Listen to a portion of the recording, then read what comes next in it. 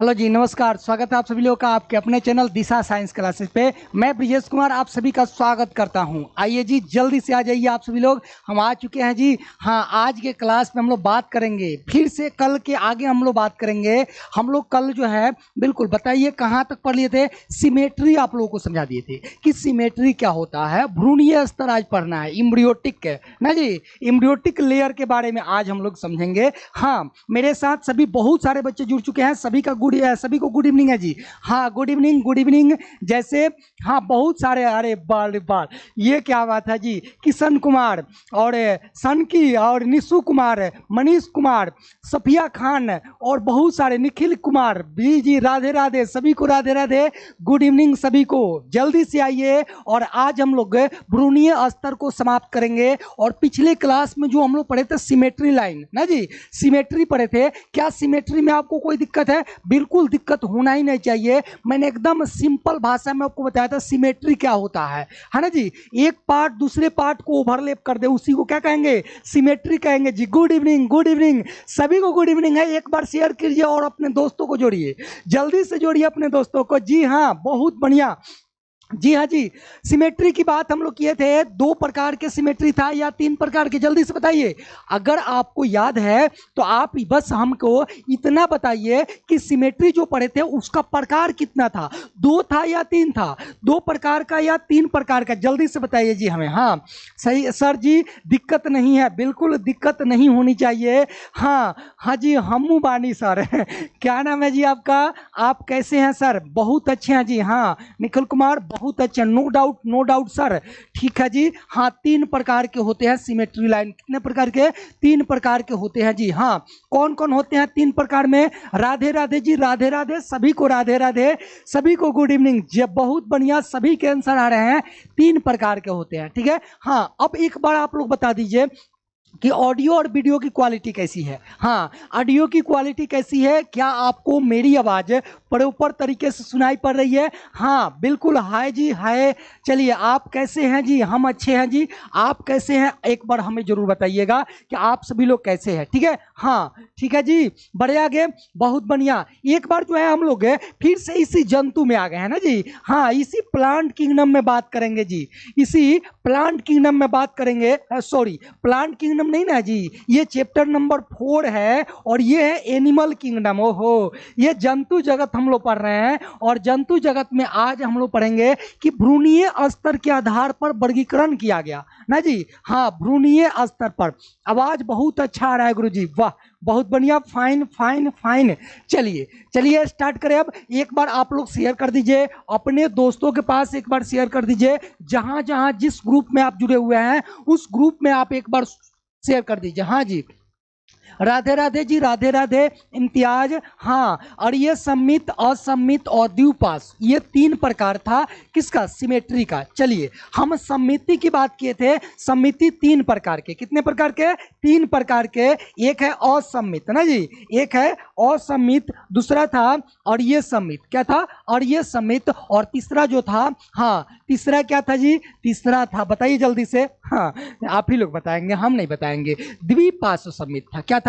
द्विपार्श्व सम्मित। तो आपसे अगर पूछे कि कितने प्रकार के समिति होते हैं तो कहिएगा 3 प्रकार के समिति होते हैं। और तीनों को आपको बताए थे कि असम्मित का मतलब होता है अ मतलब नहीं, अ मतलब नहीं, यानी कोई भी पार्ट, यानी कोई भी बंटवारा नहीं होगा तो उसको कहेंगे असम्मिति। क्या कहेंगे? असम्मिति। द्विपार्श्व सम्मिति की बात किए थे, जिसका शरीर 2 बराबर भागों में बटे तो द्विपार्श्व सम्मिति होगा।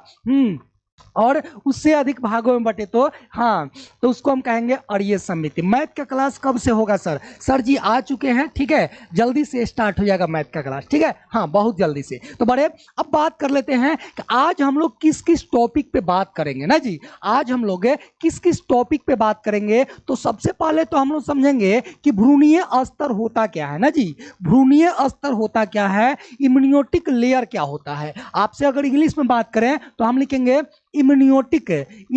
इम्ब्रियोनिटिक होता है ना जी, इम्ब्रियोटिक होता है। इम्ब्रियोटिक, इम्ब्रियोटिक लेयर। हम इसकी बात करेंगे जी, एम्ब्रियोटिक लेयर की बात करेंगे कि ये क्या होता है, और फिर बात करेंगे कि इसका प्रकार क्या क्या है। ठीक है, हाँ, ये भ्रूणीय स्तर यानी एम्ब्रियोटिक लेयर और टाइप ऑफ एम्ब्रियोटिक लेयर की हम बात करने वाले हैं आज। ठीक है, फिर बात करेंगे हम लोग खंडी भवन की। किसकी बात करेंगे जी? खंडी भवन की बात करेंगे। ध्यान दीजिएगा, ये जो है खंडी भवन आपके लिए एक नया वर्ड निकल के आएगा, क्योंकि आप लोग जो है इसका नाम इसके पहले शायद नहीं सुने होइएगा। हाँ, खंडी भवन के बारे में आप लोग नहीं सुने होइएगा। सेगमेंट की बात करेंगे। हाँ, हम बात करेंगे सेगमेंटेशन की बात करेंगे। हाँ, सेगमेंटेशन की बात करेंगे, है ना। फिर हम बात करेंगे कि इसके प्रकार की बात करेंगे, सेगमेंटेशन यानी टाइप ऑफ सेगमेंटेशन की बात करेंगे, और लास्ट में बात करेंगे, लास्ट में किसकी बात करेंगे जी? पृष्ठ रज्जु की बात करेंगे। ये तो आपके जाने पहचाने से नाम है ना जी। हाँ, ये जाने पहचाने नाम है जिसको कहते हैं पृष्ठ रज्जु। क्या कहते हैं? पृष्ठ रज्जु यानी, हाँ, क्या कहेंगे? बोलिए जल्दी। नोटो कार्ड कहेंगे या जल्दी से बताइए क्या कहेंगे? पृष्ठ रज्जु को आप लोग सुने होंगे पृष्ठ रज्जु। हाँ जी, हाँ, पृष्ठ रज्जु आप लोग सुने होंगे। जल्दी से बताइए पृष्ठ रज्जु को हम क्या कहेंगे जी? हाँ, जल्दी से, आप लोगों के लिए छोड़ रहे हैं पृष्ठ रज्जु को। चलिए स्टार्ट करते हैं। एक बार शेयर कर दीजिए अपने दोस्तों के पास सभी लोग। चलिए बढ़ते हैं। आज हम बात करेंगे सबसे पहले कि भ्रूणीय स्तर यानी एम्ब्रियोनिक लेयर होता क्या है। हाँ, अब देखिए, अब एक बात तो आपको यह समझ में आ गया कि भ्रूणीय स्तर यानी भ्रूणीय स्तर के आधार पर जीवों को अलग अलग वर्गों में वर्गीकृत किया गया। मैंने आपको पहले बताया था कि 6 लक्षण लिए गए और उस 6 लक्षण पे हम लोग बात कर रहे हैं। ठीक है, कोशिकीय स्तर हो गया, कोशिकीय स्तर में ही आप लोग पढ़े थे ना जी। हाँ जी, हाँ, उसके बाद सिमेट्री हो गया, हाँ, समिति की बात किए थे, हाँ, रीढ़ की हड्डी क्लास, हाँ जी जी, हाँ जी, बहुत बढ़िया, बहुत बढ़िया जी। हाँ सर, भ्रूणीय स्तर 12th बुक में देखा हूं। हाँ हाँ, हम एकदम 12th में जब जाइएगा तो वहीं पे तो इसका कमाल है। 12th में जब जाइएगा तो 12th में ही इसका कमाल आपको देखने को मिलेगा, और वहां जो है आपको ये देखने को मिलेगा कि भ्रूणीय स्तर जो होते हैं 3 स्तर आपको मिलेंगे, एक्टोडर्म, एंडोडर्म और मेसोडर्म। ठीक है, एक्टोडर्म, एंडोडर्म और मेसोडर्म, ये तीनों जो डर्म होता है इसको कहते हैं भ्रूणीय स्तर। क्या कहते हैं? भ्रूणीय स्तर। और इन्हीं स्तरों के द्वारा शारीरिक अंगों का निर्माण होता है। तो इन सबका जो है चर्चा आपको 12th में करना है, लेकिन यहाँ पे आपको बंटवारा करना है जीवों को कि इसमें 2 ही स्तर है, तो इसको हम द्विबालास्टिक कहेंगे। क्या कहेंगे? द्विबालास्टिक कहेंगे। और इसमें 3 स्तर है तो त्रिबालास्टिक कहेंगे। यही आपको समझना है। ठीक है, हाँ, यही आपको समझना है। तो चलिए हम सबसे पहले समझते हैं कि भ्रूणीय स्तर होता क्या है ना जी। हाँ, भ्रूणीय स्तर होता क्या है आप लोग बताएंगे भी हमें जल्दी से। भ्रूणीय स्तर का आप लोग नाम सुने होंगे जी। Radhe Radhe ji, Radhe Radhe, good evening. बहुत बच्चे देर से आ रहे हैं। हाँ, थोड़ा टाइम से आया कीजिए जी। हाँ, टाइम से आया कीजिए, लेट आप लोग कर देते हैं। देखिए, हम कहेंगे कि भ्रूणीय स्तर के आधार पर, भ्रूणीय स्तर यानी कि जीवों के शारीरिक अंगों का निर्माण या तो 2 स्तर से होगा, ना तो कितने स्तर से? 3 स्तर से होगा। जल्दी से बोलिए, कितने स्तर से? या तो 2 स्तर से होगा। ठीक है, 2 स्तर से होगा, और ना तो ये होगा 3 स्तर से। कितने स्तर से? 3 स्तर से इनका निर्माण होगा। अगर 2 स्तर की बात करेंगे तो 2 स्तर में आएगा कौन कौन? तो एक आएगा एक्टोडर्म। क्या आएगा? एक्टोडर्म आएगा। और इसके साथ जो है दूसरा स्तर क्या आएगा? एंडोडर्म आएगा। क्या आएगा? एंडोडर्म आएगा। ठीक है, हाँ, लेकिन अगर तीनों स्तर की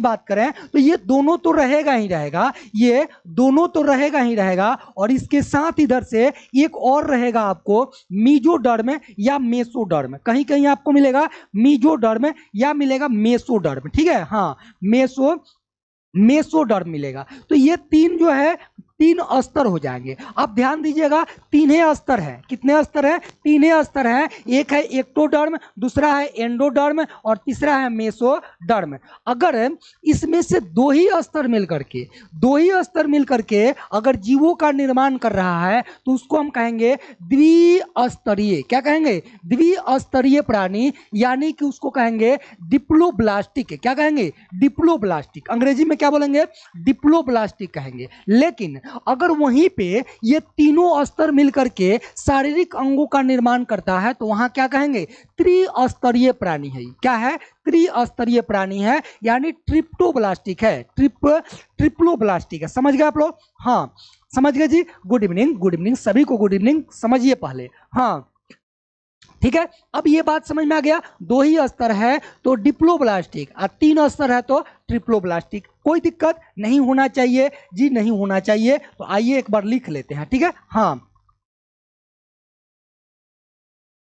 ठीक है, चलिए लिख लें। जी हाँ लिख लेते हैं, एक बार आप लोग लिख लेंगे, ठीक है।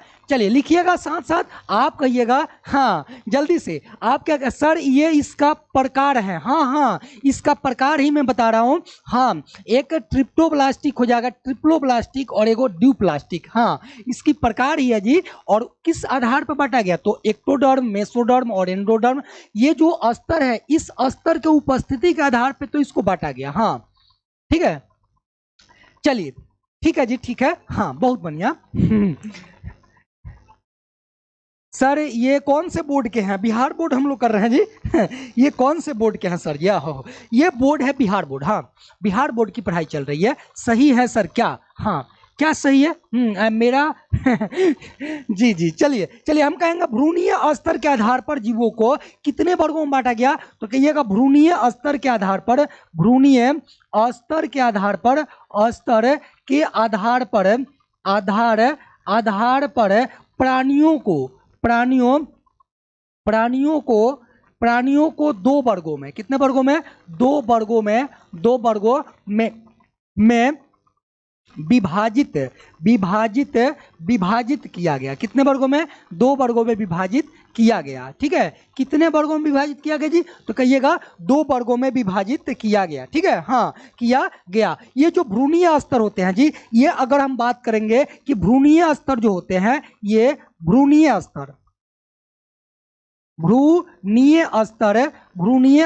बिल्कुल कितने वर्गों में, सबसे पहले तो आपको यह पूछा जाएगा कि जीवों को कितने वर्गों में बांटा गया है। अगर भ्रूणीय स्तर की बात करेंगे, हाँ जी बिहार बोर्ड है जी, हाँ कितने वर्गों में बांटा गया, तो कहिएगा दो वर्गों में, ठीक है, दो वर्गों में। और ये जो भ्रूणीय स्तर होते हैं, जिसका नाम हम बार बार ले रहे हैं, एक्टोडर्म, एंडोडर्म और मेसोडर्म, भुलाना नहीं है। कितने भ्रूणीय स्तर हैं, तो आप कहिएगा तीन भ्रूणीय स्तर हैं, एक्टोडर्म, मेसोडर्म और एंडोडर्म। और यही भ्रूणीय स्तर जीवों के या प्राणियों के, लिखेंगे भ्रूणीय स्तर प्राणियों के अंगों का निर्माण करते हैं, प्राणियों के अंगों का निर्माण करते हैं, अंगों का निर्माण करते हैं, निर्माण करते हैं, ठीक है, निर्माण करते हैं। अगर इसमें इस क्लास में अगर 12th वाले देख रहे होंगे ना, अगर 12th वाले देख रहे होंगे तो वो लोग भी कहेंगे कि यस सर, ये भ्रूणीय स्तर ही हमारे शरीर में त्वचा का निर्माण, मस्तिष्क का निर्माण, हाँ इन सब का निर्माण करने का श्रेय किसको जाता है, तो भ्रूणीय स्तर को जाता है। भ्रूणीय स्तर इसका निर्माण करता है। और जब आप 12th में जाइएगा तो वहां आपको मिलेगा कि हमारे शरीर की जो त्वचा है वह किस स्तर से निर्मित होती है। हाँ हमारे, हाँ बिल्कुल जी, हाँ सब कुछ आपको उसमें मिलेगा। मस्तिष्क का निर्माण कौन सी स्तर करती है, तो ये सारी चीजें आपको डिटेल करके 12th में पढ़ना है। लेकिन यहां समझ लीजिए कि स्तर कितने हैं, तो तीन स्तर है। और तीन स्तर के आधार पर जीव यानी प्राणी क्या कहलाए, डिप्लोब्लास्टिक कहलाए और ट्रिप्लोब्लास्टिक कहलाए, जिसमें तीनों स्तर है ट्रिप्लोब्लास्टिक और जिसमें दो ही स्तर है डिप्लोब्लास्टिक, ठीक है। हाँ कोई दिक्कत, चलिए बहुत बढ़िया जी, कोई दिक्कत होना भी नहीं चाहिए। ये समझ गए कि भ्रूणीय स्तर के आधार पर प्राणियों को दो वर्गों में बांटा गया।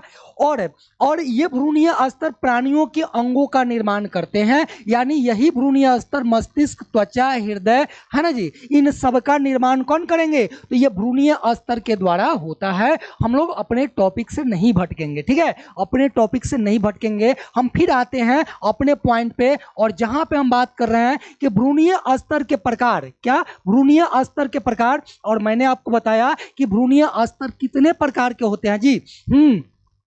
सर भ्रूण क्या होता है? ओहो, भ्रूण क्या होता है? एक शारीरिक अंग होता है, ध्यान दीजिएगा। मैं आपको एक बार यहाँ पे ले लेता हूँ। हाँ जी, ये देखिए कहाँ से आ गया जी, हाँ परिवर्तन बैच का ही है, अपना ही है। चलिए बात कर लेते हैं यहाँ पे। देखिए भ्रूण क्या होता है, सबसे पहले तो आप ये समझ लीजिए, सबसे पहले ये समझिए कि यहाँ पे हो गया शुक्राणु, क्या हो गया? शुक्राणु। और इस शुक्राणु और इधर हो गया अंडाणु, क्या हो गया? अंडाणु हो गया, अंडाणु।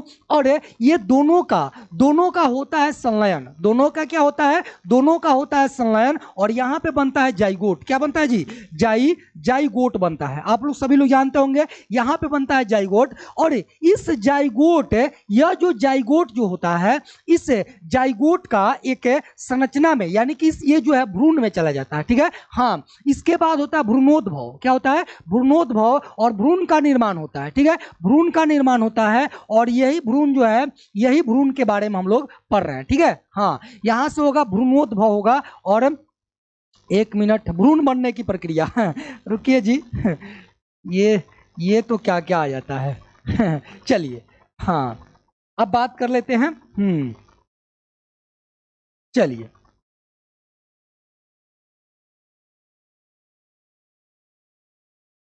चलिए जी, हाँ हो गया क्लियर। हाँ बढ़े। अब देखिए अब देखिए जी, यहां से हुआ भ्रूणोद्भव और इसमें बन गया भ्रूण। क्या बन गया? भ्रूण बन गया। और इसी को तो हम लोग पढ़ने जा रहे हैं, हम लोग इसी को पढ़ने जा रहे हैं, शुक्राणु और अंडाणु। तो कहिएगा ये शुक्राणु क्या होता है? तो नर युग्मक होता है। क्या होता है? नर युग्मक। यहां लिख देंगे नर युग्मक है, नर युग्मक। और इसी नर युग्मक को क्या कहते हैं? तो आप कहिएगा शुक्राणु कहते हैं। और ये होता है मादा युग्मक। क्या होता है? मादा युग्मक है, युग्मक। और इस मादा युग्मक को क्या कहते हैं? अंडाणु। और ये दोनों में होगा संलयन। क्या होगा? संलयन, संलयन होगा। और इस संलयन के फलस्वरूप क्या बनेगा? संलयन होगा तो बनेगा जाइगोट। क्या बनेगा? जाइगोट। और यहां आकर के होगा भ्रूणोद्भव। क्या होगा?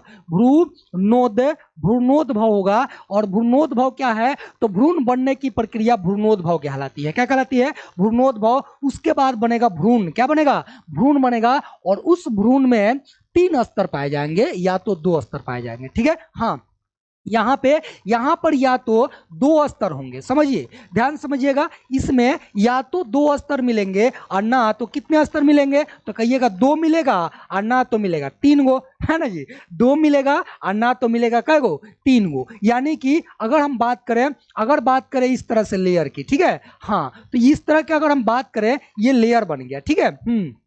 समझिएगा, ये बन गया लेयर। इस लेयर में अगर 2 ही स्तर है, समझिएगा, अगर इसमें 2 ही स्तर है, ये देखिए कहां से चला आया यहां से लेते हैं ना जी। हाँ, ये देखिए, समझ लीजिएगा, अब मिला लीजिएगा आप लोग, ठीक है। ये अगर 2 ही लेयर है, एक लेयर यहां पे है और एक लेयर यहां पे, एक और लेते हैं, ठीक है। हाँ, एक और लेना पड़ेगा हमको। हाँ, ये समझिए, यहां से लीजिए, ठीक है। हाँ, चलिए इसमें ले लीजिए। चलिए, अब देखिए, इसमें आपको अगर इसमें हम फिल कर दें, इसमें अगर हम ड्रॉ फिल कर दें, अभी आपको समझाएंगे चित्र के माध्यम से, परेशान नहीं होना है, ठीक है। एक बच्चे ने पूछ लिए, इस वजह से मैं यहाँ पे फिर से आ गया, ठीक है। अगर 2 ही स्तर है, अगर 2 ही लेयर है, 2 ही स्तर है, तो क्या कहेंगे? द्विस्तरीय कहेंगे, ठीक है। लेकिन अगर 3 स्तर, संलयन करने के लिए क्या करना पड़ेगा सर? ओहो, क्या नाम है जी आपका? क्या नाम है? तुरंत ब्लॉक करा देते हैं। हाँ, नीट के लिए सर। हाँ, क्या है? ब्रोकेन कुमार, रुको। हाँ, ये बच्चे का क्वेश्चन बहुत अच्छा है सर, नोट में कुछ समझ नहीं आ रहा है, प्लीज डोंट। ओ, आप क्लास नहीं कीजिएगा तो फिर आपको समझ में कैसे आएगा बताइए? आप रेगुलर क्लास कीजिएगा, फिर आपको नोट्स में भी मजा आएगा समझने में। संलयन करने के लिए क्या करना पड़ेगा? हाँ, बता रहा हूं, रुक जाइए। हाँ, परेशान नहीं होइए। चलिए, ठीक है। तो 2 ही स्तर होगा तो द्विस्तरीय, 3 स्तर होगा तो त्रिस्तरीय। चलिए आते हैं अपने पॉइंट पे, ठीक है। हाँ, यहाँ पे तस्वीरें आपको देखने को मिलेगा, ठीक है, टेंशन मत लीजिए। तो प्रकार की अगर बात करें, टाइप ऑफ एम्ब्रियोटिक लेयर की अगर बात करें, तो देयर आर 2 टाइप्स ऑफ है एम्ब्रियोटिक लेयर, ठीक है। हाँ, एम्ब्रियोटिक लेयर कितने हैं? तो कहिएगा एम्ब्रियोनिक लेयर यानी एम्ब्रियो मतलब भ्रूण होता है। एम्ब्रियोनिक लेयर कितने प्रकार के? तो 2 दो प्रकार के। कितने प्रकार के? दो प्रकार के। पहले की अगर बात करें, पहला बताइए जल्दी से। अब आप लोग जरूर बता दीजिएगा अपने से, ठीक है? हाँ, अपने से आप लोग बताइए कौन कौन सा भ्रूणीय स्तर होगा, जल्दी से। हाँ, सारे बच्चे जल्दी से जवाब दीजिएगा। सभी लोग जल्दी से जवाब दीजिए। हाँ, कितने प्रकार के हो जाएंगे तो कहिएगा। हाँ, द्विकोणिक के क्या होंगे? हिंदी में बोलिएगा, अंग्रेजी तो आप लोगों को पता है, आप अंग्रेजी में जरूर जानते होंगे। क्या जानते होंगे? डिप्लोब्लास्टिक। बोलिए तो, मेरे साथ साथ बोलिए, डिप्लोब्लास्टिक यानी कि द्विकोणिक। हम लिख रहे हैं यहाँ पे द्विकोणिक, द्विकोणिक। और इस द्विकोणिक को क्या कहते हैं? तो हिंदी में कहेंगे द्विकोणिक, और अंग्रेजी में कहेंगे डिप्लोब्लास्टिक। लिख दे, हिंदी में लिख रहे हैं, देखिएगा, डिप्लोब्लास्टिक, डिप्लोब्लास्टिक। आप सभी लोग इंग्लिश में लिखे तो आप सभी लोग इंग्लिश में लिखे डिप्लोब्लास्टिक, डिप्लोब्लास्टिक। जल्दी से लिखेंगे, जल्दी, डिप्लोब्लास्टिक। हाँ जी, डिप्लोब्लास्टिक हो गया, ठीक है? तो द्विस्तरीय यानी कि डिप्लोब्लास्टिक, ठीक है, यानी कि द्विकोणिक। और दूसरे की बात करें, हाँ इंग्लिश में लिखे जी, हाँ इंग्लिश में आप सभी लोग लिखेंगे। दूसरे की अगर बात करेंगे तो 2 नंबर में क्या हो जाएगा जी? तो 2 नंबर में हम बात करेंगे कि ये हो जाएगा त्रिकोणिक। क्या हो जाएगा? त्रिकोणिक। और त्रिकोणिक को इंग्लिश में क्या कहेंगे? तो कहिएगा ट्रिप्लोब्लास्टिक है। क्या कहेंगे? ट्रिप्लोब्लास्टिक है, ठीक है, ट्रिप्लोब्लास्टिक है। अब समझिए, इस ट्रिप्लोब्लास्टिक को भी इंग्लिश में लिखे ट्रिप्लोब्लास्टिक है, ट्रिप्लोब्लास्टिक। अब एक बात आप समझिए, हाँ एक बात आपको समझना है। कहिए क्या समझना है गुरुजी? अब देखिए, यहां से आपको कुछ नहीं करना है, यानी जिस जीव में 2 ही स्तर है, उस जीव का नाम क्या है? उस जीव का नाम हो जाएगा डिप्लोब्लास्टिक है। क्या हो जाएगा? डिप्लोब्लास्टिक। और जिसमें 3 स्तर है, ट्रिप्लोब्लास्टिक। क्लियर? हाँ क्लियर, बोलिए जल्दी से, यस सर क्लियर है। जिसमें 3 स्तर है, एंडोडर्म, एक्टोडर्म और मेसोडर्म, तो हो जाएगा ट्रिप्लोब्लास्टिक। और जिसमें 2 ही स्तर है, उसको कहेंगे डिप्लोब्लास्टिक। क्या कहेंगे? डिप्लोब्लास्टिक, बिल्कुल, हाँ जी, डिप्लोब्लास्टिक। ठीक है, बढ़िया गया। डिप्लोब्लास्टिक। बहुत सारे बच्चे लिख रहे हैं, जैसे हाँ मोड़िया, ब्रोकेन और सुनील कुमार, हाँ अमीषा गुप्ता, खुशबू और अभिमन्यु, मोड़िया, दिव्या और मनोहर, बहुत सारे बच्चे, हाँ राहुल, फैजा, असू, हाँ टोनी, हाँ टीना, वाह बहुत बढ़िया। बहुत सारे बच्चे लिख दिए कि 2 प्रकार के होते हैं। अब एक एक करके इस सबको समझते हैं, ठीक है, एक एक करके हम लोग समझते हैं, ठीक है, बढ़े आगे। अब यहां देखिए, हम बात करेंगे किसकी? हम बात करने वाले हैं जी, किधर गया? आइए जी,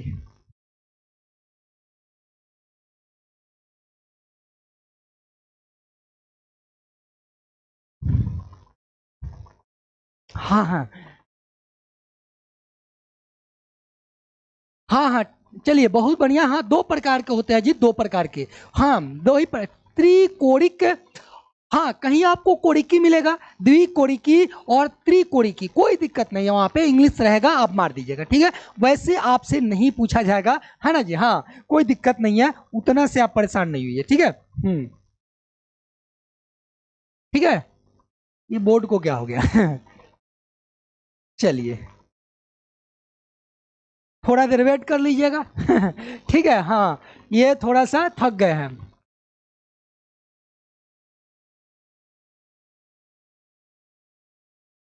चलिए हाँ आ गए यहाँ पे देखिए, द्विकोणिक ब्लास्टिक, यानी कि द्विकोणिक या द्विब्लास्टिक, यहाँ पे मिस्टेक है, यहाँ लिखिएगा द्विब्लास्टिक, ठीक है। द्विब्लास्टिक यानी डिप्लोब्लास्टिक, क्या है? डिप्लोब्लास्टिक। समझिएगा, मैंने आपको क्या बताया कि जिसमें 2 ही स्तर हैं। कितने स्तर है जी? 2 ही स्तर है। सभी लोग बोलिए कितने स्तर हैं? तो कहिएगा 2 स्तर है जी, 2। कितने? 2 ही स्तर है, तो कहेंगे डिप्लोब्लास्टिक है। अब बच्चे कंफ्यूज हो जाते हैं, बहुत सारे बच्चे, क्या हुआ गुरुजी? कुछ नहीं हुआ जी, कुछ नहीं हुआ। हाँ बहुत बच्चे कंफ्यूज हो जाते हैं जब द्विब्लास्टिक की बात आती है। जब तीनों की बात आएगी तो आराम से लिख लेंगे, कहेंगे एक्टोडर्म होगा, मेसोडर्म होगा और एक एंडोडर्म होगा। तीनों स्तर होगा तो हम कहेंगे त्रिब्लास्टिक यानी कि ट्रिप्लोब्लास्टिक। लेकिन जब दो ही स्तर की बात आएगी तो ये तो बात आएगा ना कि दो स्तर में कौन से स्तर रहेगा, दो स्तर में कौन सा स्तर रहेगा, दूगो है ना जी। हाँ, दो में कौन सा स्तर रहेगा, तो आप कहिएगा दोनों। याद करने का तरीका है, बोलिएगा ई ई, क्या रखिएगा ई ई, ई से पढ़िएगा एक्टोडर्म और ई से पढ़िएगा एंडोडर्म। ठीक है, दोनों ए से शुरू हो रहा है यानी एंडोडर्म और एक्टोडर्म दोनों पाए जाते हैं द्विस्तरीय में। याद हो गया। हाँ, अब अगर आपसे पूछा जाएगा द्विस्तरीय प्राणी में कौन कौन सा भ्रूणीय स्तर पाया जाता है, तो आपका जवाब सीधा होना चाहिए ई ई। कौन सा ई ई ई ई का मतलब क्या हुआ, ई से इंडोडर्म और ई से एक्टोडर्म। ठीक है, हाँ, तो हम कहेंगे ई से एक्टोडर्म, यहां लिखा हुआ है एक्टोडर्म, हिंदी में लिख देते हैं एक्टोडर्म, एक्टोडर्म। और दूसरा क्या है, तो दूसरा कहिएगा एंडोडर्म। क्या है, एंडोडर्म है। ठीक है, एंडोडर्म। अब देखिए, अब यहां पे देख पा रहे होंगे कि एक लेयर आपको देखने को मिला। यहां पे ध्यान समझिएगा, किसी का ध्यान इधर उधर नहीं होना चाहिए।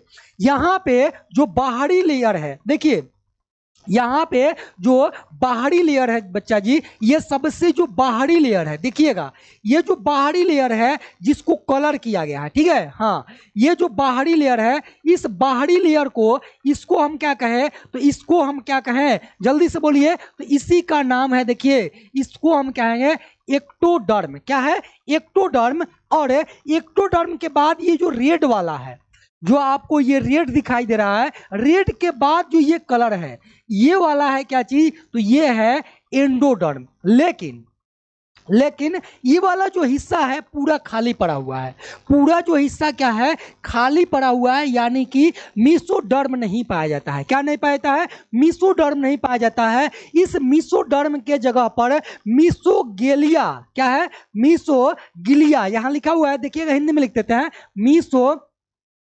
मीसोगिलिया, है ना जी, मीसोगिलिया अकोशिकीय पदार्थ यहां पे पाया जाता है इस एरिया में। ठीक है, तो मैं आपको ये बताने का प्रयास कर रहा हूं कि ध्यान रखिएगा कि जितने भी द्विकोणिक प्राणी होते हैं, उस द्विकोणिक प्राणी में एक्टोडर्म और एंडोडर्म दोनों पाए जाते हैं। पहला जो लेयर होगा उसको क्या कहेंगे, एक्टोडर्म। ठीक है, एक्टोडर्म के बाद क्या आना चाहिए, मेसोडर्म आना चाहिए, लेकिन मेसोडर्म अनुपस्थित होता है। उस मेसोडर्म के स्थान पर मीसोगिलिया, क्या, मीसोगिलिया, हाँ, ये जो है तरल पदार्थ होता है, मीसोगिलिया पाया जाता है। हाँ, बिना, हाँ, क्या कह रहे हैं जी, क्या कह रहे हैं, एक मिनट, चित्र बना के सिर, हाँ, ठीक है, हाँ, ठीक है, चलिए। हाँ, नहीं दिख रहा है सर जी, सर फिगर भी बनाना पड़ेगा, एकदम बनाना पड़ेगा। मैं इधर समझा रहा हूं, देखिए यहां पे समझिए, मैं यहां पे समझाने का प्रयास कर रहा हूं जी। एक स्लाइड ले लेता हूं, चलिए यहां पे एक स्लाइड है बच्चा जी, मैं अपने हाथों से ड्राइंग कर रहा हूं, ध्यान से समझिएगा। मैंने आपको बताया कि ये जो है लेयर हो गया, ध्यान समझिएगा, ये एक लेयर हो गया, और इस लेयर को ध्यान समझिए, ये एक लेयर हो गया जी। हाँ, ये एक लेयर हो गया, और ये जो लेयर है ये किसका है, तो मैंने अभी आपको बताया था, ये है एक्टोडर्म का। किसका है, ये जो हो गया ये एक्टोडर्म का हो गया। ठीक है, हाँ, ये हो गया एक्टोडर्म, समझिए एक्टोडर्म। और इस एक्टोडर्म के बाद क्या आना चाहिए, तो इस एक्टोडर्म के बाद जो लेयर होना चाहिए, ये जो लेयर होना चाहिए किसका होना चाहिए, तो ये जो लेयर होना चाहिए जी, ये जो आप लेयर देख रहे हैं, ये वाला लेयर किसका होना चाहिए, तो मेसोडर्म का होना चाहिए। लेकिन मेसोडर्म यहाँ नहीं पाया जाता है जी, यहाँ पे मेसोडर्म, इस वाले भाग में मेसोडर्म है, लेकिन मेसोडर्म इसमें अनुपस्थित होता है। क्या होता है, मेसोडर्म अनुपस्थित होता है। और यहाँ पे अगर बात कर ले, अगर हम इसकी बात कर ले, यहाँ पे ये जो अस्तर है जी, ये वाला अस्तर, तो ये वाला जो अस्तर है ये है किसका, तो ये वाला जो अस्तर है यही है एंडोडर्म का। किसका, एंडोडर्म का ये स्तर है, ठीक है। और ये जो आप देख पा रहे हैं यही मेसोडर्म का है, लेकिन द्विकोरिक में ये मेसोडर्म नहीं पाया जाता है। यहां पाया जाता है क्या चीज, अभी मैंने आपको यहां बताया, देखिए यहां पाया था मीसोगिलिया। क्या, मीसोगिलिया एक तरल पदार्थ होता है और पूरे में मीसोगिलिया तरल पदार्थ उसमें पाया जाता है। तो ये ध्यान रखिएगा, ठीक है। हाँ, समझ गए। हाँ, अब तो दिक्कत नहीं है, बोलिए अब किसी को दिक्कत नहीं है। द्विब्लास्टिक या द्विकोरिक में कौन कौन से भ्रूणीय स्तर पाए जाते हैं, तो आप कहिएगा एक तो एक्टोडर्म होता है गुरुजी, और दूसरा एंडोडर्म होता है। क्या होता है, दूसरा एंडोडर्म होता है। बोलिए अगर कोई दिक्कत नहीं है तो एक बार थम्स अप कीजिए, यस सर समझ में आ गया, और बढ़े आगे। हाँ जी जी, दो स्तर होते हैं।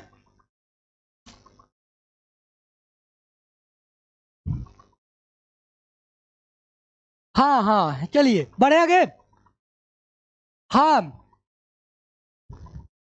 चले बढ़े आगे, no problem sir, no problem. चलिए कोई दिक्कत नहीं है सर, आगे बढ़िए। निखिल यादव कह रहे हैं, हाँ उज्जवल कुमार कह रहे हैं नो सर कोई दिक्कत नहीं है। हाँ आईएस लोभर कह रहे हैं सर स्लाइड, हाँ क्या है जी आपका, स्लाइड। हाँ जी जी, हाँ बहुत बढ़िया। चित्र भी बनाना पड़ेगा, जी हाँ चित्र मैं इसलिए बना रहा हूँ आपको समझ में आ जाएगा कि पहला जो स्तर है वो किसका है, एक्टोडर्म का है। दूसरा होना चाहिए किसका, मेसोडर्म का। अगला जो मेसोडर्म आएगा उसमें आपको मिलेगा। जी हाँ जी हाँ सर, स्लाइड के ऊपर क्या लिखे हैं सर, स्लाइड के ऊपर कहाँ कुछ लिखे हैं जी, स्लाइड के ऊपर हाँ हाँ चलिए, नो सर नो सर, बहुत सारे बच्चे हैं जिनका जवाब है कि नो सर कोई दिक्कत नहीं है, बढ़े आगे। हाँ बढ़ते आगे। हाँ स्लाइड के ऊपर निखिल कुमार आप एक बार और बोलिए। हाँ स्लाइड का नहीं, क्या नाम है आपका, हाँ एमडी नसीम कर रहे हैं स्लाइड के ऊपर। मैं नहीं समझ पा रहा हूँ आप स्लाइड के ऊपर कहाँ बोल रहे हैं, कि स्लाइड के ऊपर कहाँ क्या लिखे हैं।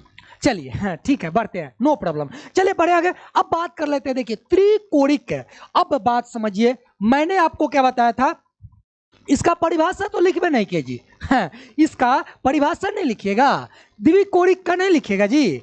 बोलिए लिख लीजिएगा तो हम नहीं लिखवाएंगे, बोलिए। हाँ अगर लिख लीजिएगा तो नहीं लिखवाएंगे। हाँ बोलिए इसको लिखवाना पड़ेगा या समझ गए ऐसे ही। हाँ जल्दी से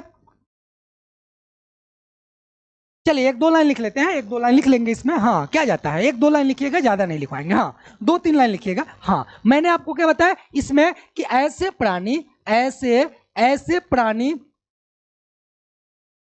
प्राणी जिनमें जिनमें दो स्तर ना, ऐसे प्राणी जिनमें दो भ्रूणीय स्तर, दो भ्रूणीय स्तर कौन कौन से होंगे, तो कहिएगा एक तो हो जाएगा एक्टोडर्म, दो भ्रूणीय स्तर एक्टोडर्म एवं मेसोडर्म नहीं एंडोडर्म पाए जाते हैं, पाए जाते हैं ना जी, पाए जाते हैं। क्या कहलाते हैं, पाए जाते हैं, द्विकोरिक कहलाते हैं, द्विकोरिक कहलाते हैं, ठीक है, द्विकोरिक कहलाते हैं। इतना बात आपको लिखने में क्या जाता है, क्या जी, इतना बात लिखने में कुछ नहीं जाता है, इतना बात आपको एकदम याद रहेगा। हाँ एकदम याद रहेगा, इतनी चीजें, हाँ एकदम मजा आएगा जी। हाँ चले बढ़े आगे। अब बात करते हैं, यहाँ पे दो चीजें बात कर लेते हैं। अगर आपसे यहीं पे थोड़ा सा एक नोट ले लीजिए, हाँ एक नोट देकर लिखिएगा, इसमें क्या नहीं पाया जाता है। जब दो की बात आ जाएगा तो मध्य वाला में देखिए, मध्य भाग है ना जी, सबसे बाहरी भाग को क्या कहेंगे, एक्टोडर्म, और सबसे अंदर वाला भाग क्या है, एक्टोडर्म और एंडोडर्म। देखिए अब एक बात आती है, जब आप 12th में जाइएगा ना तो ऐसे ही उलझा देगा, यहां से चित्र के माध्यम से अगर ध्यान से अगर नहीं समझ पाएंगे तो आप उलझ जाइएगा। कहेगा कि भ्रूणीय स्तर का मध्य भाग कौन सा होता है ना जी, भ्रूणीय स्तर का मध्य भाग कौन सा होता है, तो आप बताइए हमको कि भ्रूणीय स्तर का मध्य भाग कौन सा है। हाँ अगर आपको समझ में आया होगा तो आप जरूर बताइए कि भ्रूणीय स्तर का मध्य भाग कौन सा होता है। अगर मध्य की बात करें, यहां समझिए, हाँ यहां पे समझिए, भ्रूणीय स्तर का, ये क्वेश्चन ऐसे उलझाता है 12th में, मैंने कई बार देखा कि भ्रूणीय स्तर का भ्रूणीय स्तर का मध्य भाग, मध्य भाग, मध्य भाग होता है, मध्य भाग होता है, ठीक है, मध्य भाग होता है। एक तो ये क्वेश्चन बन जाएगा, एक क्वेश्चन ये बन जाएगा, और दूसरा क्वेश्चन ये बन जाएगा कि भ्रूणीय स्तर का, भ्रूणीय स्तर का आंतरिक भाग, आंतरिक, आंतरिक भाग होता है, भाग होता है। तो देखिए किस तरह से क्वेश्चन पूछा, ठीक है। ये जो है आजकल बोर्ड भी बहुत चालाक हो गया है ना जी। बच्चा, ये बोर्ड समझता है कि बच्चा जो एकदम रट्टा मार कर गया होगा, है ना जी, रट्टा मार कर गया होगा, उसको थोड़ा सा उलझाते हैं, ठीक है। तो ऐसे अगर रट्टा मार लीजिएगा, तीन स्तर होते हैं, एक्टोडर्म, एंडोडर्म और मेसोडर्म, तो उलझ जाइएगा। आपको पता होना चाहिए कि सबसे बाहर वाला, हाँ, सबसे बाहर वाला जो भाग है वो है कौन सा, हाँ जी, बहुत बढ़िया सोनाली, बहुत सारे बच्चों का आंसर आना शुरू हो गया। देखिए यहीं से आपको समझा देते हैं, देखिए ध्यान से। मैंने क्या बताया कि सबसे बाहर कौन सा है, एक्टोडर्म, कौन सा है, एक्टोडर्म, और सबसे अंदर क्या है, तो सबसे अंदर है एंडोडर्म। क्या है, एक है सबसे बाहर एक्टोडर्म, एक्टोडर्म कहिएगा, याद कैसे रखें, तो दोनों देखिए क से है, यानी ए से है। अब याद रखने का तरीका देखिए, याद रखने का तरीका आप देखिए कैसे याद रखिएगा। मैंने आपको बताया दोनों है ए से, यानी ए और क, तो क की शुरुआत होती है ए, और यहां पे ए और न, पहले कौन आता है, तो पहले आएगा क, है ना जी, पहले कौन आएगा, क, और न बाद में आएगा, न क्या आएगा, बाद में आएगा। नहीं समझे आप लोग, नहीं समझे। देखिए हम आपको बता रहे हैं, एक टू डर्म, दो ही है, और एक है एंडोडर्म, एंडोडर्म। अब इसमें हम बात करेंगे, इसमें हम बात क्या करने वाले हैं कि ए से तो दोनों शुरू है, लेकिन क पहले आ रहा है, यानी सबसे बाहर कौन होगा, सबसे बाहर कौन होगा, तो सबसे बाहर होगा एक्टोडर्म। एक्टोडर्म के बाद कौन होगा, तो कहिएगा मेसोडर्म। एक्टोडर्म और एंडोडर्म के बीच कौन होगा, तो वो होगा मेसोडर्म। क्या होगा, तो यहां लिखेंगे मेसोडर्म, मेसोडर्म। कहीं कहीं आपको मिलेगा मेसोडर्म, कहीं कहीं मिलेगा मीजोडर्म। क्या मिलेगा, मीजोडर्म, मीजोडर्म। इसलिए मीजोडर्म मिलेगा क्योंकि इसको जब इंग्लिश में लिखते हैं तो MESDERM ऐसे लिखते हैं, तो इसको कभी कभी मीजोडर्म आपको पढ़ने को मिलेगा। हाँ, अच्छा अच्छा, मैंने समझ गया, मैं समझ गया आप क्या कहना चाहते हैं। कहने का मतलब है कि 11th पॉलिटिकल साइंस, हाँ, दिशा आर्ट्स क्लासेज, हाँ मैं समझ गया। ये स्लाइड का जो है ना, स्लाइड का थोड़ा सा शेड्यूल है, ये गड़बड़ चल रहा है, ठीक है। हाँ कोई बात नहीं, कोई बात नहीं, अब ये स्लाइड नहीं लेंगे, ठीक है, कोई दिक्कत नहीं है। अब इस स्लाइड को हम नहीं लेंगे, दूसरा स्लाइड ले लेंगे, ठीक है, बढ़े आगे। समझ गए। अब भ्रूणीय अस्तर का आंतरिक भाग क्या होता है, तो मैं कहूं कि भ्रूणीय अस्तर का सबसे आंतरिक भाग, तो यहीं से पकड़िए, क पहले आया, न बाद में आया, तो एंडोडर्म हो जाएगा, एंडोडर्म। अब हमको नहीं लगता है कि आप कभी भी भूलिएगा, हाँ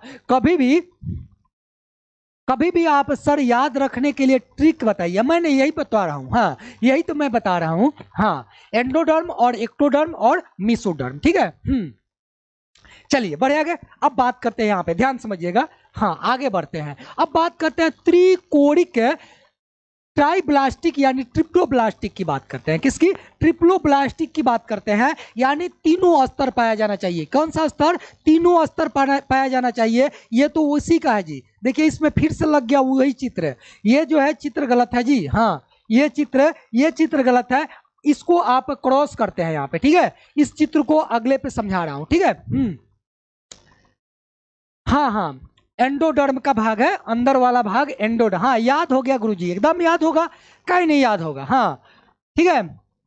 काहे नहीं याद होगा बताइए, नहीं याद होना चलिए इसको यहां नहीं समझिए, ये चित्र गलत है, ठीक है, ये गलत है, मैं क्रॉस कर देता हूं, कई बार क्रॉस करता हूं, इस पर ध्यान नहीं दीजिएगा, क्योंकि ये द्विप्लास्टिक का है। किसका है, द्विप्लास्टिक है, इस पे समझिए। देखिए यहां देखिए दो ही स्तर है, देखिए सबसे बाहर है एक्टोडर्म, उसके बाद एंडोडर्म, और बीच वाला ये जो है आपको, ये वाला जो हिस्सा दिख रहा है, ये पूरा खाली है। यहां पे पाया गया मीसोगिलिया, क्या पाया गया, मीसोगिलिया।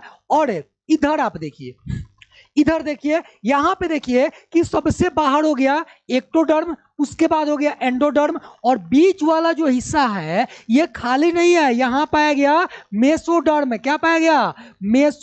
मेसोडर्म पाया गया बच्चा जी। तो इसका मतलब ये निकल के आया कि यहां पर इसमें सबसे बाहर वाला हिस्सा को क्या कहेंगे? सबसे बाहर वाला हिस्सा को कहेंगे एक्टोडर्म।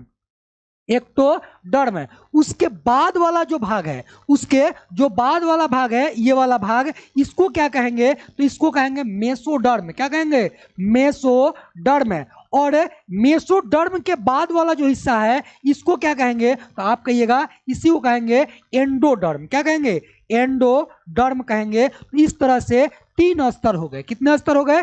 3 स्तर हो गए। और 3 स्तर जब हो जाएंगे तो क्या कहेंगे? तब आप कहिएगा कि ये है ट्रिप्लोब्लास्टिक। क्या है?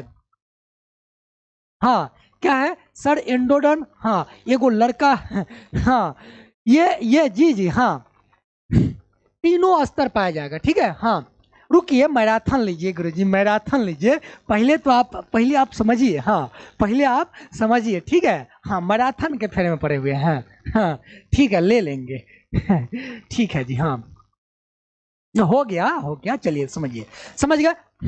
हाँ सर, समझ गए। ठीक है, ये समझ गए। अब देखिए वहां पे चित्र थोड़ा सा गलत था, है ना? तो अब लिख लेंगे। क्या? अब आराम से लिख लेंगे। आप कहेंगे कि ऐसे प्राणी जिनमें तीनों स्तर, एक्टोडर्म, एंडोडर्म और मेसोडर्म, तीनों स्तर पाए जाते हैं, उसको क्या कहते हैं? ट्रिप्लोब्लास्टिक कहते हैं। बोलिए, समझ में आ गया?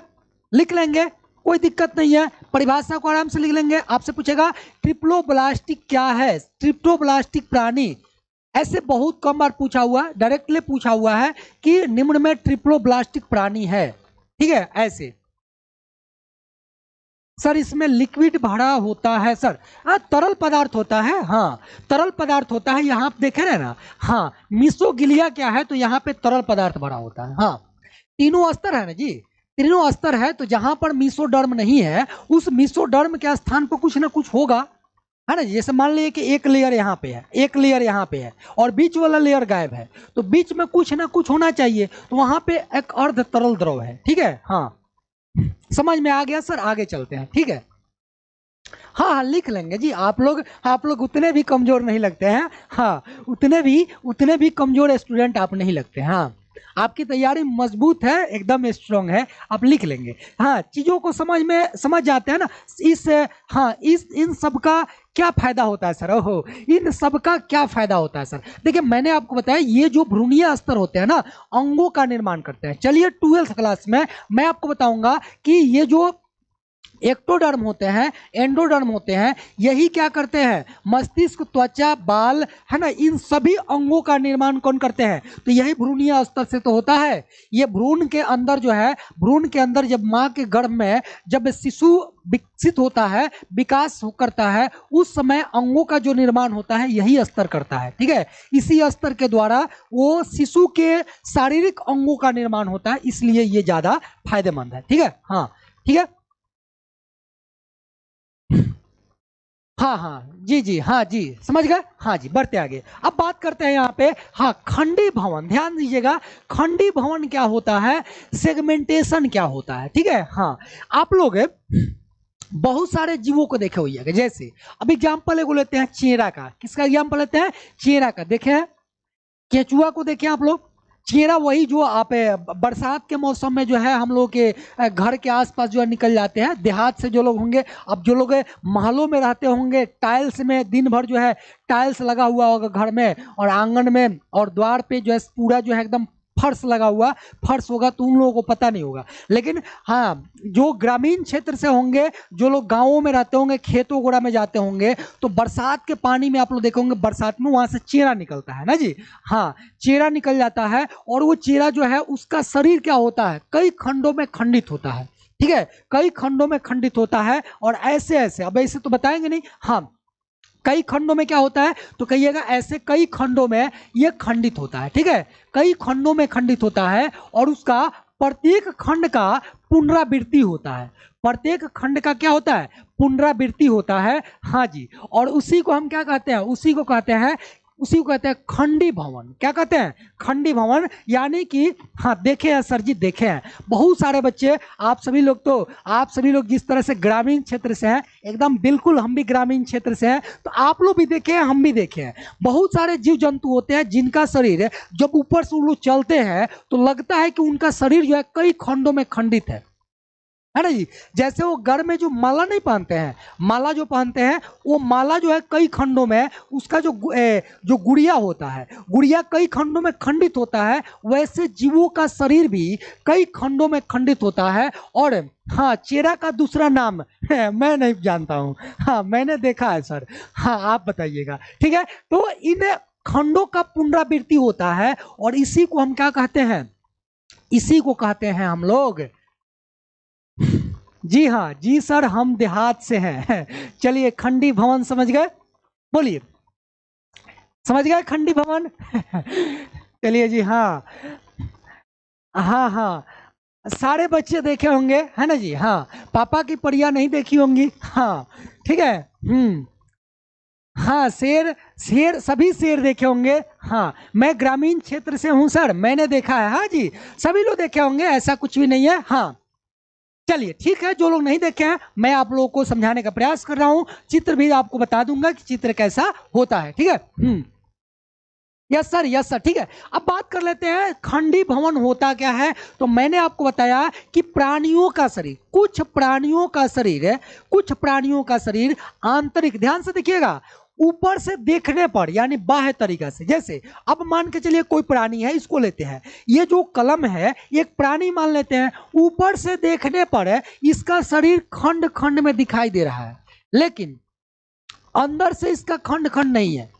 ये भी हो सकता है कि नहीं? या ये भी हो सकता है कि ऊपर से देखने में खंडीकरण है और अंदर से भी कई खंडों में खंडित हुआ है। तो इसका मतलब तो ये आया कि अगर बाह्य और आंतरिक दोनों तरफ से खंडित हो सकता है कि नहीं हो सकता है? हो सकता है। यानी कि कुछ प्राणियों का शरीर आंतरिक एवं बाह्य रूप से अलग अलग कई खंडों में खंडित होता है ना, और उसका प्रत्येक खंड पुनरावृत्ति करता है। यानी कि एक खंड खत्म हुआ तो फिर दूसरा खंड आया, फिर तीसरा खंड आया, फिर चौथा खंड, फिर पांचवा खंड, यानी कि इसका प्रत्येक खंड क्या करेगा? पुनरावृत्ति करेगा, यानी दोबारा से फिर आएगा। ऐसा नहीं है कि खत्म हो जाएगा। अब एक एग्जांपल लेते हैं, हाँ एकदम बेस्ट एग्जांपल हमको याद आया है, वो जरीब देखे आप लोग, क्या कहते हैं देहात में? कड़ी। हाँ, जो जमीन की नपाई होती है ना, अमीन साहब लोग लेकर के जो आते हैं कड़ी, है ना, क्या कहते हैं उसको? जरीब या करीब क्या कहते हैं, जिससे खींच खींच करके लंबा लंबा होता है। जैसे हमारे घर वाले क्या करते हैं कि जब हमारे पड़ोसन से जो झगड़ा होती है, हाँ पड़ोस से झगड़ा होती है, जमीन उमीन का विवाद लेकर के, डनेर ओनेर का, तो वहां मापने के लिए वो जड़ी आता है ना। तो जड़ी में क्या होता है, उसका एक कड़ी होता है, ठीक वैसे ही बना हुआ है कि नहीं जी? एकदम वैसे ही बना हुआ है। तो वो क्या है, उसका जरीब जो होता है उसकी पुनरावृत्ति होती है और पूरा एक श्रृंखला बना लेती है। ठीक वैसे ही जीवों का शरीर भी होता है जो कई खंडों में खंडित होता है, और ये खंड बाहर से देखने में भी आपको दिख सकता है और अंदर से भी देखने को दिख सकता है, अगर दोनों तरफ से। हाँ, कड़ी कहते हैं सर, ठीक है जी, बहुत बढ़िया, धन्यवाद आपका, कड़ी कहते हैं, ठीक है। तो बेस्ट एग्जांपल है कड़ी का भी, ठीक है, लेकिन हम लोग प्राणी में पढ़ रहे हैं। कहाँ पढ़ रहे हैं? प्राणी में पढ़ रहे हैं। तो ये समझ गए।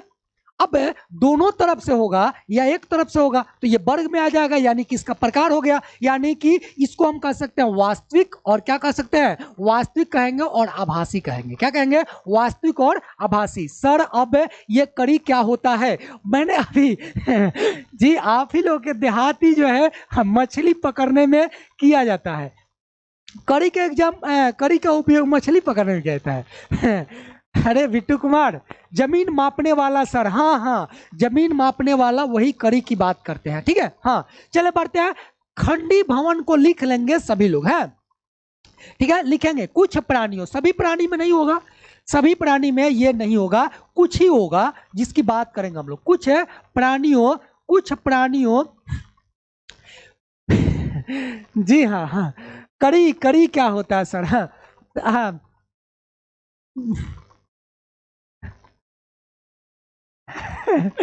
ऐसा कुछ नहीं कीजिए, हाँ आप सभी लोग जो है शेर शेरनी है। हाँ, आप सभी लोग, हाँ, हमारे शेर शेरनी है आप लोग। हाँ, ऐसा नहीं कीजिए, ठीक है। हाँ, आपस में इस तरह से डिबेट नहीं कीजिए आप लोग। चलिए, कुछ प्राणियों का शरीर बाह्य तथा बाह्य, बाह्य मतलब बाहरी ना, लिख देते हैं यहाँ पे। बाह्य, बाह्य यानी बाहरी, बाह्य तथा आंतरिक, आंतरिक, आंतरिक।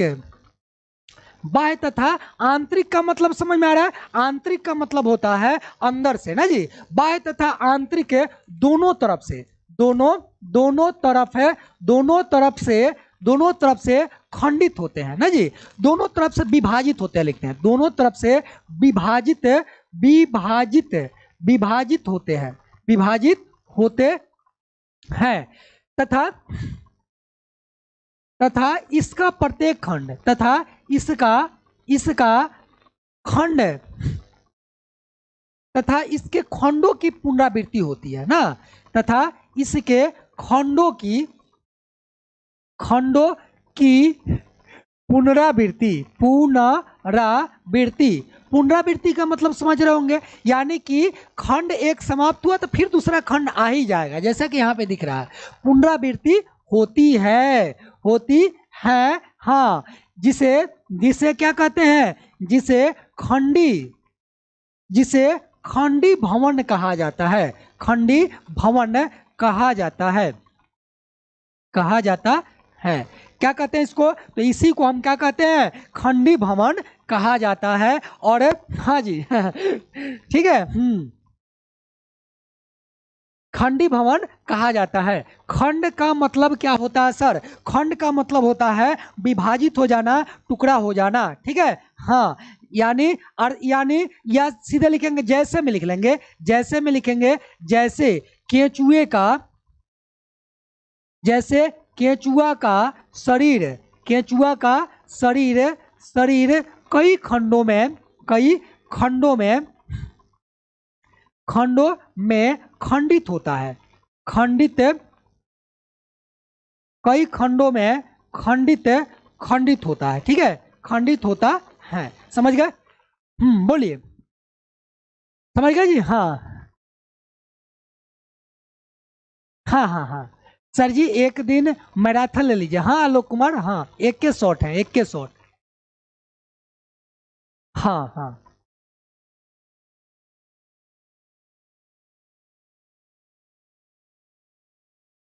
ठीक है सर। खंडी में क्या क्या, खंडी में क्या हुआ जी आपको? खंडी में कंगोआर भी आएगा। हाँ, बहुत सारे जीव आ जाएंगे, ऐसा थोड़े है। अब केचुआ का एगो एग्जाम्पल ले रहा था, ऐसा थोड़े है कि केवल केचुआ ही आएगा। अरे मधुमक्खियों की बात करेंगे, रुक जाइए। हाँ, उन तितलियों की ही बात करेंगे जो आसमान में उड़ती है। ठीक है, हाँ, टेंशन मत लीजिए, ठीक है जी। जी हाँ, मजा आ रहा है सर, ठीक है।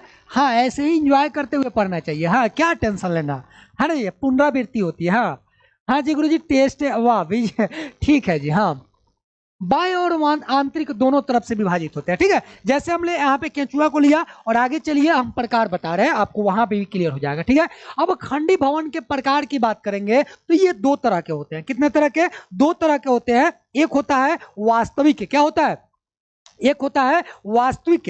वास्तविक कब कहेंगे? मैंने आपको बताया कि ये होता है एक वास्तविक, क्या कहेंगे? वास्तविक होता है, वास्तविक, वास्तविक खंडी भवन, वास्तविक खंडी भवन, ठीक है। और दूसरा क्या होता है? तो 2 नंबर में आप कहिएगा, दूसरा होता है आभासी। क्या होता है? आभासी खंडी भवन, खंडी भवन, ठीक है, समझ गए। आभासी खंडी भवन कहिएगा। कि वास्तविक कब कहेंगे? ध्यान दीजिएगा, जब आंतरिक और बाह्य, यानी कि आंतरिक और अंदर से भी और बाहर से भी, यानी कि जो बाहर से दिखे वही अंदर हो, ठीक है। हाँ, जो बाहर से दिखे वही अंदर हो। ऐसा नहीं है कि बाहर से कुछ और दिख रहा है, अंदर से कुछ और है। बाहर से आपको देखने में लग रहा है कि खंडीकरण है, यानी खंड है, अलग अलग खंडों में विभाजित है, और जब आप देखने गए अंदर से तो पता चला कि अंदर से खंड नहीं है, अंदर से खंड नहीं है तो उसको कहेंगे आभासी। लेकिन अगर दोनों तरफ से खंड है, बाहर से भी खंड दिखाई दे रहा है और अंदर से भी खंडी है, तो अब हम उसको क्या कहेंगे, वास्तविक खंडी भवन। समझ गए? हाँ बोलिए। बहुत आसान है समझना, बहुत आसान है समझना कि जब अंदर और बाहर दोनों तरफ से जीवों का शरीर खंडित हो यानी विभाजित हो या विभक्त हो तो उसको कहेंगे वास्तविक खंडी भवन। क्या कहेंगे? वास्तविक खंडी भवन। लेकिन केवल बाहर से, केवल बाहर से खंडित हो, केवल बाहर से विभाजित हो तो उसको क्या कहेंगे, आभासी खंडी भवन। बोलिए। हाँ जी जी जी, सेम गुरुजी। अरे मैंने ये बताया कि बाहर और अंदर, यानी जैसे हम बाहर से दिख रहे हैं वैसे ही अंदर से भी हैं, तो इसको क्या कहेंगे, इसको कहेंगे वास्तविक खंडी भवन। लेकिन बाहर से कुछ और है और अंदर से कुछ और है तो उसे क्या कहेंगे, आभासी खंडी भवन। यानी जिस जीवों का शरीर है बाह्य और आंतरिक दोनों तरफ से खंडित हो, दोनों तरफ से विभक्त हो तो उसको कहेंगे वास्तविक खंडी भवन। और जिसका केवल बाह्य या बाहरी रूप से विभक्त हो उसको क्या कहेंगे, आभासी खंडी भवन। आई होप आपको ये चीजें समझ में आ गई होगी। ठीक है, हाँ बढ़ते हैं। चलिए बात करते हैं यहाँ पे एक एक करके। हाँ इसको लिखना ना पड़ेगा जी, हाँ इसको लिखना ना पड़ेगा। चलिए लिख लेते हैं, इसी पे लिख लेते हैं। अगला स्लाइड जो है, अगला स्लाइड देखते हैं, वही स्लाइड आ रहा है, नहीं लेंगे। चलिए ठीक है, चलिए यहाँ पे लेते हैं, इसको यहीं पे लिख लेते हैं। ठीक है, दो हो गए, एक हो गया वास्तविक है, क्या हो गया, यहां लिख लेते हैं, एक लिखते हैं वास्तविक है, वास्तविक खंडी भवन, वास्तविक खंडी भवन। सभी लोग लिख लेंगे, हमको लग रहा है कि आप सभी लोग लिख लेंगे। बोलिए तो कितने ऐसे बच्चे हैं जो लोग लिख लेंगे? बोलिए एक बार, बोलिए कि यस सर हम लिख लेंगे। कितने ऐसे बच्चे हैं जो इसका आंसर, सर केचुआ कहाँ मिलेगा? ओहो केचुआ क्या कीजिएगा जी, हाँ क्या कीजिएगा, केचुआ क्या कीजिएगा बताइए। वास्तविक खंडी भवन कितने ऐसे बच्चे हैं जो लिख लेंगे? बोलिए जल्दी से।